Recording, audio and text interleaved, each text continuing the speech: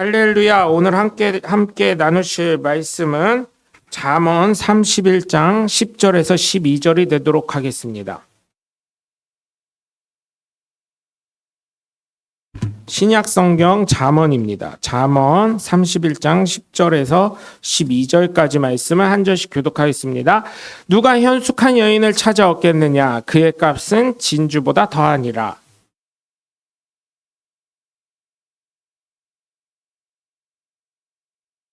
그런 자는 살아있는 동안에 그의 남편에게 선을 행하고 악을 행하지 아니하느니라. 아멘.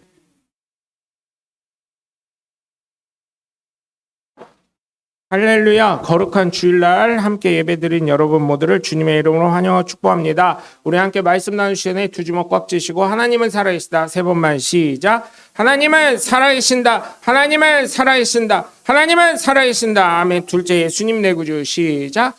예수님 내 구주, 예수님 내 구주, 예수님 내 구주. 아멘. 끝으로 성령님은 지금도 역사하신다 시작. 성령님은 지금도 역사하신다. 성령님은 지금도 역사하신다. 성령님은 지금도 역사하신다. 아멘. 바로 성령의 역사의 주인공들 되시길 주님의 이름으로 간절히 축원합니다. 현숙한 아내, 지혜로운 아내라고 볼 수가 있죠. 우리나라 과거에 뭐라고 했어요? 네? 여자 하나 잘못 들으면 집안이 망한다는 얘기도 있었고, 그죠?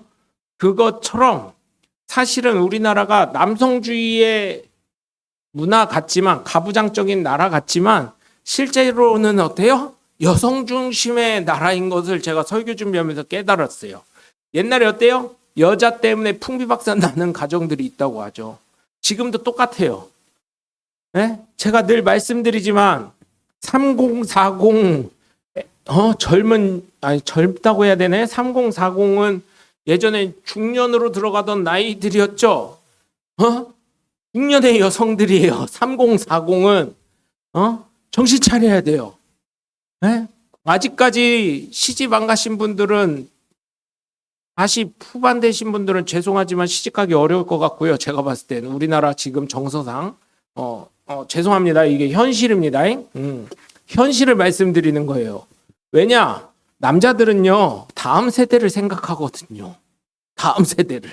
그래서 죄송하지만 3040, 특히 40 후반대는 참 어려울 것 같습니다. 제가 봤을 때는. 제가 느끼는 거예요. 요즘에 안 그래도 이제 아는 분들 중에 가끔 이제 제 나이 때니까 이제 뭐 좋은 말로는 돌싱이고 또 사별하신 분도 계시고 몇몇 분들이 목사니까 발이 넓을 거 아니요. 좋은 아가씨 좀 소개시켜줘봐. 좋은 남자 좀 소개시켜줘봐. 이렇게 하시는 분들이 간혹 있어요. 근데 제가 늘 말씀드리죠. 좋은 사람은 이미 20대 때 빠이빠이 했다고요. 20대 때 다 빠이빠이 했습니다. 좋은 사람을 그냥 놔두질 않아요. 좋은 사람은 좋은 사람 알아본다고. 제가 현실을 보니까. 근데 이런 걸 보면서 제가 느끼는 게 뭐냐. 대한민국이 어떻게 성장했을까 우리가 생각을 해보면. 한국이 어떻게 이렇게 경제 대국이 되고 지금은 G7이라고 하고 막 초청해주고 또 경제 대국이 돼서 우리나라가 한 153개국인가요? 그걸로 했을 때 11등 한다고 하더라고요. 경제 대국으로 11등 하는데 물론 반도체 삼성전자나 SK 하이닉스의 영향이 있겠지만 어쨌든 여러분 전교생 153개국에서 11등 한다는 게 쉽지 않습니다. 절대로. 그게 어떻게 된 거냐? 제가 생각을 해보니까 우리 아버지 세대 때 어떻게 했어요? 우리나라 정말 어려웠는데 우리 할아버지 세대는 독일로 파견을 가셨고, 그죠? 독일 광산 캔다고 광부로 파견 가셨고, 어머니들은 간호사로 파견 가셨고, 또 그 세대가 지나니까 그 다음 이제 지나니까 한 15년 정도에서 20년 지나니까 어떻게 됐어요? 중동으로 또 파견을 가시고, 남성들이요. 그러면서 한강에 기적을 쏘아 올린 거예요. 근데 그게 다 뭐냐? 헌신했다는 얘기. 가정을 위해서, 나라를 위해서, 그리고 가족의 어려움에, 나라의 어려움에 이미 동참을 하셨다는 거예요. 그분들은. 그래서 여러분 제가 느끼는 게 뭐냐? 지금 세대는 헌신이 없다는 거예요. 물론 이렇게 얘기해요. 집값이 올랐잖아. 집값이 너무 올랐잖아. 그거는 정부가 정책을 잘못 쓴 거 맞아요. 그건 막 확실합니다. 정부가 그거는 그 국회의원이나 정부에 있는 사람들이 정책을 잘못 쓴 건 확실합니다. 그건 잘못했기 때문에 집값이 이렇게 오른 거예요. 그건 확실해요. 정책이 잘못된 거는 어느 누구나 부인할 수 없는 거예요. 그리고 또 한 가지, 빨리 그린벨트 같은 거 빨리빨리 풀어가지고요. 집 빨리빨리 공급해가지고 빨리빨리 사게 하고, 또 한 가지, 또 죄송합니다. 정책 전문가는 아닌데 한 가지 또 말하자면, 외국인들 집 산 거요. 다 세금 국민한테 물릴 게 아니라요. 외국인들 집 산 거요.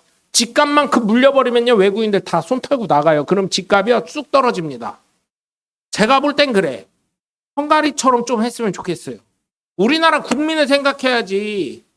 그죠? 국회의원들이나 대통령 되시는 분들이 좀 우리나라 국민 좀 생각했으면 좋겠어요. 저는 정말 왜 다른 나라 사람 생각합니까? 다른 나라에서는 우리나라 국민들한테 세금 그렇게 많이 물리는데. 그쵸? 정말이에요. 우리나라에서도 그렇게 했으면 좋겠어요. 외국인이 집 샀다? 그럼 전수조사 딱 해가지고 금방 나와요. 집 누가 샀는지 요즘에 전산화다 돼 있어가지고. 그럼 외국인이 집 샀다 그러면 거기에다 집값이 예를 들어서 서울의 집값이 20억이라고 쳐요? 그럼 1년에 20억씩 세금 때려버리는 거예요, 그냥. 그럼 외국인들 다 팔고 다 나갑니다. 그럼 집값 떨어지게 돼 있어요. 외국인이요, 얼마나 많이 사놨는지 알아요? 우리나라에 상가구, 집이구. 한국 사람 죽이기 하고 있어요, 외국인들이 오히려. 제가 봤을 때는. 좀 그랬으면 좋겠어요. 집값이 20억이었다. 매매 가격 딱 나오잖아요. KB 부동산 거기만 들어가도 나오더만. 예? 집값이 20억이었다. 한국 사람이었다. 그러면 오케이. 그건 인정. 낸 만큼 양도세 내고 세금 내. 그런데 외국인이 팔았다. 그럴 땐 어떻게 해요? 20억 세금 때려버리는 거예요. 그리고 또 그 집을 샀다. 외국인이 또 샀다. 20억에 샀다. 그럼 20억 세금 또 때려버리는 거예요. 그렇게. 그럼 집값 떨어지고요. 한국 사람들요. 집값 갖고 머리 안 아픕니다. 좀 그랬으면 좋겠어. 나는 이런 정책 쓰는 분들이 좀 국회의원 되시고 그랬으면 좋겠어요. 우리 국민을 좀 생각해 줘야지. 그러면서 뭐 30대, 20대들 결혼 포기했다고요? 사회 문제라고요? 좀 그런 얘기 안 했으면 좋겠어요. 정말 그랬으면 좋겠습니다. 그리고 젊은 사람들이 헌신을 안 해요. 요즘 많이. 헌신을 안 합니다. 좀만 어려워져 봐요? 사표 쓰고 그냥 나와버려요. 그리고 요즘 어떻게 하는지 알아요? 제가 이런 얘기 들었어요. 일이 너무 어렵다고 건설회사 사장님이 얘기해 주신 거예요. 일을 시켰는데 한 달을 안 했대요. 한 일주일 했는데 거기 현장에서 싸웠나 봐요. 위에 소장이랑 말단 직원이랑 싸웠나 봐요. MZ니까 20대가 왔대요. 싸웠는데 그 다음날 사장님 핸드폰으로 계좌번호 딱 오고 일주일치 일했습니다. 월급이 얼마였으니까 일주일치 이거 입금 안 하시면 노동청에 고발하겠습니다. 이렇게 해가지고 문자가 딱 왔대요. 그래서 그거 노동청에 걸리거든요. 바로 입금해 주셨다 그러더라고요. 그리고 그거 흔적을 남겼대요. 입금했습니다 해가지고 요즘에는 이제 그 입금하면 입금 확인서 있잖아요. 사진 은행 가서 일부러 더 확실하게 하려고 은행 가서 격리 직원 보고 은행 가서 입금해줘라 이렇게 해가지고요. 은행에다 기록 남기고 통장에 기록 남기고 입금 전산하는 거를 사진을 은행에서 한 걸 사진 찍어서 보내줬대요. 소송 걸까봐. 노동청 가서 신고할까봐. 헌신 안 합니다. 희생 안 해요. 우리 아버지 세대, 우리 할아버지 세대 다 헌신하고 희생하셨는데 나라 생각하고 가정 생각해서 했는데 안 합니다. 나 위주예요. 나 위주. 나 위주입니다. 나 위주. 동참하려고 하질 않아요. 요즘 사람들 보면. 네? 국가 정책도 잘못됐지만 사람들의 요즘 30, 40 세대들 이 뇌구조를 조금 바꿔놔야 돼요. 진짜로. 제가 보면서 이 설교 준비하면서 참 서로 간의 문제인데 이거를 근데 좀 한편으로는 좀 안타까운 게 뭐냐면 정치하시는 분들이 어쨌든 우리나라의 어른들이시잖아요. 정말 국민을 위해서 이런 거 좀 생각했으면 좋겠어요. 왜 외국인이 집 살 때 쿼터 제로 등록해가지고 올해는 다 찼어요. 집 매매 불가해요. 이렇게 얘기하고 외국인이 집 사면 세금 왕창 물려버리는데 왜 우리나라는 그런 정책이 없는지 참 가슴이 아파요. 네? 여러분 오늘 말씀을 보면 뭐라 그래요? 누가 현숙한 여인을 찾아 얻겠느냐? 누가 얻겠습니까? 누가? 제가 말씀드리지만 바른 생각과 바른 마음과 바른 생활을 하는 사람이 현숙한 여인을 얻는 거예요. 또 한편으로는 또 유튜브 보니까 그런 얘기 나오더라고요. 많이 놀던 사람들이 왜 좋은 남자, 좋은 여자랑 결혼하냐? 경험이 많기 때문이래요. 사람 보는 그 안목을 키웠기 때문에 그렇다는 거예요. 그래서 여러분 제가 뭐라고 말씀드려야죠. 얕은 연애는 좀 많이 하라고 해보고 싶어요. 그래야 사람 보는 안목이 커져요. 그리고 제일 중요한 거 부모님의 기도입니다. 부모님이 기도해 줄 때 그런 배우자를 만날 수 있는 거더라고요. 또 본인이 기도해야 돼요. 본인이 기도할 때 그런 배우자를 만나요. 그래도 참 감사한 게 저희 교회 자녀들은 저를 비롯해서요. 우리 장로님도 그렇고 우리 장로님네도 그렇고 다 잘 살고 있어요. 얼마나 감사한지 몰라요. 그죠? 다 잘 살고 계시잖아요. 그죠? 원 가족을 구성을 잘하고 계시잖아요. 뭐 헤어지거나 이혼하거나 뭐 별거 하거나 그런 분 없으니까 얼마나 감사한지 몰라요. 또 어떤 목사님이 그러더라고요. 요즘에 그런 설교하면 안 돼. 이혼한 사람이 얼마나 많은데 이러는데 제가 말씀드렸잖아요. 예전에도 중매를 한번 쓰려고 했는데 저도 고민이 되더라고요. 이분이 이혼하셨다는 거예요. 어떤 분이 저랑 친한 분이 소개를 해준 거예요. 명목사 내가 아는 분 있는데 좀 좋은 사람 없을까? 왜요? 그랬더니 있어. 우리 교회 권사님 딸이 있어. 이러는 거예요. 왜? 근데요. 사진도 보여주고 막 이러는데 예쁘네요. 이 정도면 사람들이 많이 남성분들이 많이 좋아하게 생겼네요. 네? 예쁘시고 이러니까 그리고 학교도 좋은 데 나오셨다는 거예요. 그러면은 좋겠네요. 누가 됐든. 그런데 그분 하는 말 여러분 요즘에 뭐라 그래요? 이혼이 흠이니 이러는데 그분 하는 말 한 가지 흠이 있어. 뭔데요? 그랬더니 애는 없는데 이혼을 했어. 여러분 흠이래요. 흠. 아직도 그래요, 여러분. 제가 뭐 이혼하신 분들 뭐 낙인 찍으려고 하는 게 아니라 여러분 좀 헌신하라는 의미에서 제가 말씀드리는 거예요. 헌신하지 않으면요. 좋은 남편 얻을 수 없고요. 헌신하지 않으면요. 현숙한 여인을 찾을 수가 없습니다, 여러분. 물론 아닌 분도 있지만 정말 그래요. 우리나라가 이렇게 잘 살고 부국강병 된 이유가 뭐예요? 부모님들의 헌신이 있었던 거예요.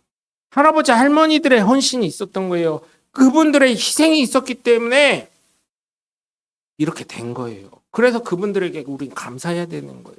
부모님이라는 것조차로 감사해야 되지만 정말 감사해야 되는 거예요. 나라를 위해서 헌신하고 국가를 위해서 헌신하고 가정을 위해서 헌신했기 때문에 그분들 때문에 우리나라 대통령도 G7 초청받아서 그냥 갈 수 있는 것도 아니고 초청이 돼서 가는 거고요. 베트남이나 뭐 동남아나 이런 쪽에서 오시는 분들이 한국을 동경하고 코리안 드림을 꿈꾸고 오는 거예요. 우리가 옛날에 아메리칸 드림 끄고 나가듯이. 네? 지금 보세요. 우리나라 이렇게 잘 살고 있어요. 동남아들이 한국처럼 되고 싶은 게 꿈이랍니다, 여러분. 지금. 그런데요. 죄송하고 안타깝지만 우리나라 따라오기가 좀 어려울 것 같아요. 왜? 이제는 반도체뿐만 아니라요. 방산. 무기 있죠. 국가의 국력을 지지하는 그 무기가요. 많은 그 무기 전문가들이 그래요. 핵 개발 안 해도 된다고 우리나라는. 현무 3이랑 현무 5가 너무나 좋기 때문에. 네? 그거 다 수출하고 있고요. 여러분 엄청난 나라입니다. 우리나라가. 우리가 잘 몰라서 그렇지. 우리 안에서 지지고 볶고 하다 보니까 몰라서 그렇지. 그래서 여러분 정말 부탁을 드리는 건 현숙한 여인, 여러분 헌신이 바탕이 되지 않으면 현숙한 여인, 현숙한 남편을 찾을 수가 없는 것입니다. 그의 값은 진주보다 더하니라. 그렇죠. 헌신하는 사람 누가 이겨낼 수 있습니까? 그래서 정말 부탁을 드리는 건 우리 부모님들이 헌신한 것처럼, 할아버지 할머니들이 헌신한 것처럼 좀 우리나라를 위해서 또 가정을 위해서 헌신할 수 있는 분들이 좀 있었으면 좋겠습니다. 11절을 보면 그런 자의 남편의 마음은 그를 믿나니, 믿는데요. 첫 번째로 남편이 아내를 믿어준다는 거예요. 또 아내도 어때요? 남편을 믿는다는 얘기예요. 배우자를 믿어준다는 얘기예요. 여러분 신뢰 없는 가정은 깨질 수밖에 없어요. 그죠? 신뢰 없는 가정은 깨집니다. 근데 신뢰가 있는 밑바탕이 있는 가정은요, 아무리 어렵고 힘들어도요 다시 일어날 수 있어요. 여러분 가와만사성이라는 말씀 아실 것입니다. 가정이 평강이 넘쳐야 모든 것이 평강해진다는 말씀입니다.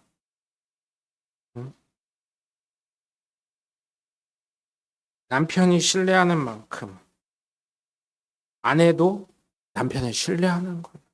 그 가정은 절대 무너지지 않아요. 믿음이 있어야 되는 거예요. 서로 간의 믿음 바탕으로. 제가 예전에도 가정 설교할 때 여쭤봤죠. 장로님, 권사님들 혹시나 이혼하고 싶은 마음이 있으신 적 있으신가요? 그랬더니 다들 왜 엮었어요? 이 표정이셨어요. 그럼에도 불구하고 그 신뢰를 한 명이라도 붙잡고 헌신을 한 명이라도 붙잡고 있었기 때문에 그 가정이 유지되는 겁니다. 그래서 여러분 정말 부탁드리는 건 다른 무엇보다 끝까지 믿어주는 게 사실은 헌신 아니에요. 마음이 무너지면요 모든 건 무너지게 되어 있어요. 그런데 마음을 세울 때 끝까지 그게 지탱이 되는 것입니다. 그래서 가정을 세우고 싶다면 신뢰를 잃지 않으시는 저와 여러분이 되시길 주 예수 그리스도 이름으로 간절히 축원합니다. 그랬을 때 11절에 보면 뭐라 그래요? 산업이 핍절하지 아니하겠으며 가정 경제가 돌아간다는 얘기예요. 왜요? 남편이 안 되면 나라도 먹여 살리지. 이 마음이 있잖아요. 옛날에 어땠어요? 저희 아버지 세대 중동에 가셔서 했을 때 저희 아버지가 그랬어요. 뭐라 그랬냐면 저희 아버지가 그때 결혼하시기 전이거든요. 사우디 가서 일을 하셨는데 토즘 한 달에 돈을 보내면서 작은 새끼 소라도 좀 사놔라. 저희 아버지 꿈이 시골 가가지고 축사 짓고 소 키우는 꿈이어가지고 한 달에 한 마리씩이라도 사놔라. 그렇게 했는데 큰 집에 저희 큰아버지 있지, 큰어머니 있지, 할아버지 있지, 할머니 계시지, 거기에 고모 또 시집 안 간 고모 둘 딸려야지, 거기에다가 누나 셋 있지. 그러니까 어떻게 해요? 사우디에서 돈 쏘면 어떻게 되는 거예요? 식구들 생활비로 다 나가는 거예요. 근데 저희 아버지는 소 한 마리라도 사놔라. 한 달에 한 마리라도. 그 약속을 하고 가신 거래요. 저한테 얘기해 준 건 그래요. 근데 사우디에서 근무를 얼마 하셨는지는 전 그것까지는 몰라요. 근데 사우디에서 오니까 혼내깨배. 그때서야 혼내깨배. 나 귀국해요 하고 편지가 오니까 혼내깨배. 그때서야 소 한 마리 사놨다는 거예요. 새끼소. 그것도. 네. 그때서야 뒤지게 혼날깨배. 난리 법석 나거든요. 또 저희 아버지 성격에. 그때서야 한 마리 사놨대요. 저희 아버지는 그때 그랬대요. 그때쯤 되면 소 한 20마리는 되겠지 이 생각하고 그러면 소도 여물도 먹였고 뭣도 했었을 거니까 그러면 떼부자 되겠다고 생각을 했었대요. 계획 속에는. 아니 왜냐하면 속값이 그때도 비쌌대요. 장로님 맞죠? 그때 80년대 때도 지금처럼은 아니어도 비쌌잖아요. 소 한 마리가. 그죠? 네. 그래서 소를 그렇게 키워서 아니 왜냐하면 소 계속 키우면 어때요? 지금은 인공수정하지만 그때는 그런 게 없으니까 소 키우면 소 이렇게 다리 끄집어내서 또 새끼 빼게 해주더라고요. 보니까. 그럼 어때요?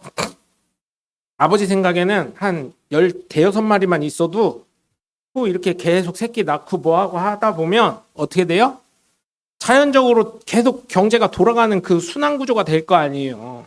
지금은 뭐 그랬으면 100마리 뭐 1000마리 뭐 이렇게 됐겠죠. 그 계획대로라면. 갔더니 소 한 마리 딱 있더래요.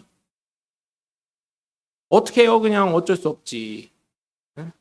그런 그 큰 꿈, 축사의 부자의 꿈을 꾸시다가 그렇게 됐다는 얘기를 하시더라고요. 여러분, 그것처럼 남편이 믿어주고 아내가 믿어주면 집안을 책임지게 되어 있는 거예요. 핍절하지 않게 된다. 망하지 않게 된다. 그러면서 12절에 뭐라고 합니까? 그런 자는 살아있는 동안에 그의 남편에게 선을 행하고 악을 행하지 아니하느니라. 네? 집안을 일으킨다는 얘기. 그 지혜로운 여자 하나 알면 지혜로운 여자는 집안을 일으키는 거예요. 정말로.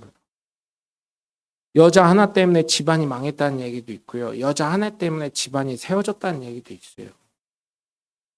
지금까지 대한민국을 살리신 거는 우리 부모님 세대, 우리 할아버지 할머니 세대가 세우는 거예요.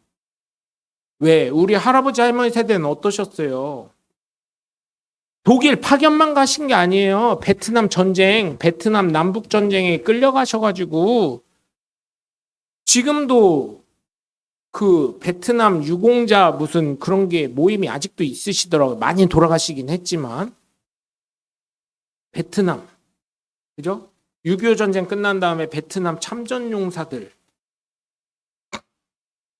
저희 인천에 사시는 둘째 고모부도 베트남 참전용사여가지고 뭐 이렇게 저렇게 해가지고